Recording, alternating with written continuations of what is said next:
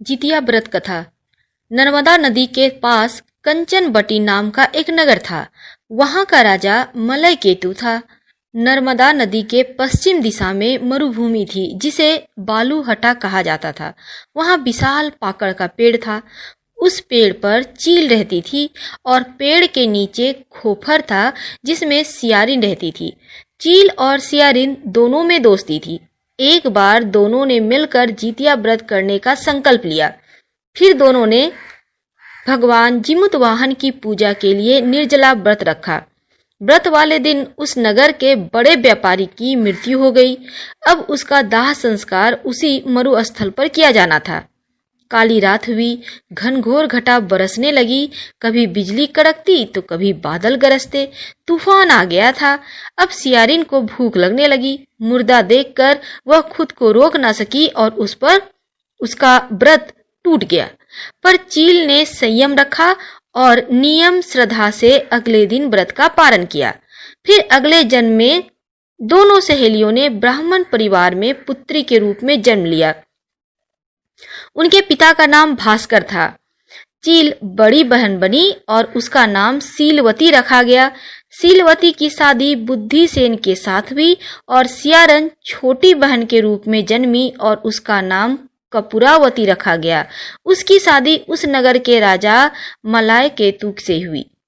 अब कपूरावती कंचनबटी नगर की रानी बन गई और भगवान जिमुतवाहन के आशीर्वाद से सीलवती के 7 बेटे हुए।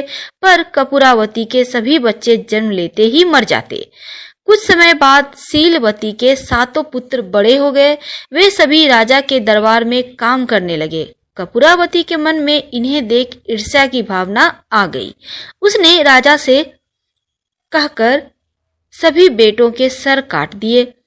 उन्हें 7 नए बर्तन मंगवाकर उसमें रख दिया और लाल कपड़े से ढककर सीलवती के पास भिजवा दिया।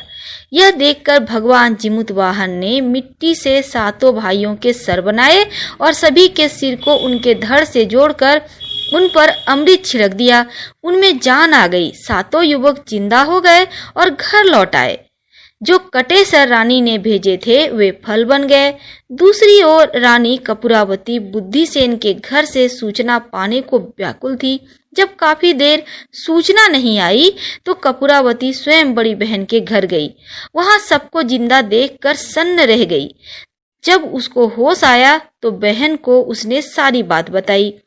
अब उसे अपनी गलती पर पछतावा हो रहा था। भगवान जिमुतवाहन की कृपा से सीलवती को पूर्व जन्म की बातें याद आ गई। वह कपूरावती को लेकर उसी पाकड़ के पेड़ के पास गई और उसे सारी बातें बताई। कपूरावती बेहोश हो गई और मर गई। जब राजा को इसकी खबर मिली तो उन्होंने उसी जगह पर जाकर पाकड़ के पेड़ के नीचे कपूरावती का दाह संस्कार कर दिया। बोलो जिमुतवाहन भगवान की जय। हर हर महादेव। जितिया व्रत हर साल आश्विन महीने के कृष्ण पक्ष की अष्टमी तिथि को मनाया जाता है और पुत्र की लंबी आयु के लिए विवाहित महिलाएं इसे पुत्र प्राप्ति के लिए भी हालांकि मनाती हैं, लेकिन अधिकतर पुत्र की लंबी आयु के लिए इस व्रत के किया जाता है। जितिया व्रत के बारे में आस्था है। इसे करने से भगवान जिमुतवाहन पुत्र पर आने वाले सभी समस्याओं से उनकी रक्षा करते हैं और इस व्रत को महिलाएं माताएं करती हैं और निर्जला व्रत इस दिन किया जाता है।